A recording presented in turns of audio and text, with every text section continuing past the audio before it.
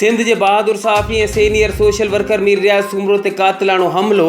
सिंध जा सहाफ़ी ऐं सोशल वर्कर सिरापा एहतजाज। ख़बर खे ॾियूं पिया दादू खां, जिते में हड़ताल के साथ ताल्लुक़ रखंदड़ सिंध जे बहादुर ऐं सीनियर सहाफ़ी ऐं सोशल वर्कर ऐं क़ौमी न्यूज़ चैनल जे मीडिया प्रोड्यूसर मीर रियाज़ सुमरो ते संदूसी बिरादरी जे हथियारबंद ऐं डंडा बरदार दहशतगर्दन इसाक सुमरो, लियाकत सुमरो, खादिम सुमरो, फ़हीम सुमरो ऐं ॿियनि जो विच बाज़ार में कातिलाणो हमलो।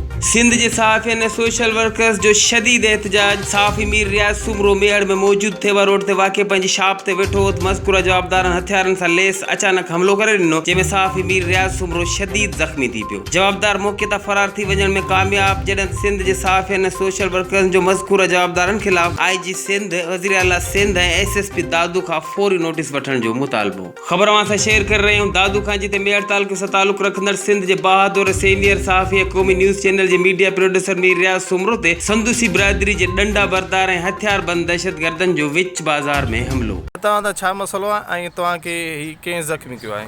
अदा मां आहियां मीर रियाज़ सुमरो, मां सोशल मीडिया जो सहाफ़ी आहियां। पहिरियों हलंदड़ पुराणो असांजो तकरार हुयो, मां सोशल मीडिया ते बि आयो हुयुसि ऐं रिकॉर्ड पंहिंजो लाइव अची पंहिंजो बयानु मां ॾिनो हुयो त हिननि माण्हुनि मां मूंखे ख़तरो आहे। ऐं अॼु उहे माण्हू मूंखे दुकान ते अची मारे चुका आहिनि, मूंखे ज़ख़्मी करे चुका आहिनि, मुंहिंजे भेणीअ खे साजिद सुमरे खे बि मारे चुका आहिनि। Ali Jafri Solanki, HRJDO news, Hyderabad.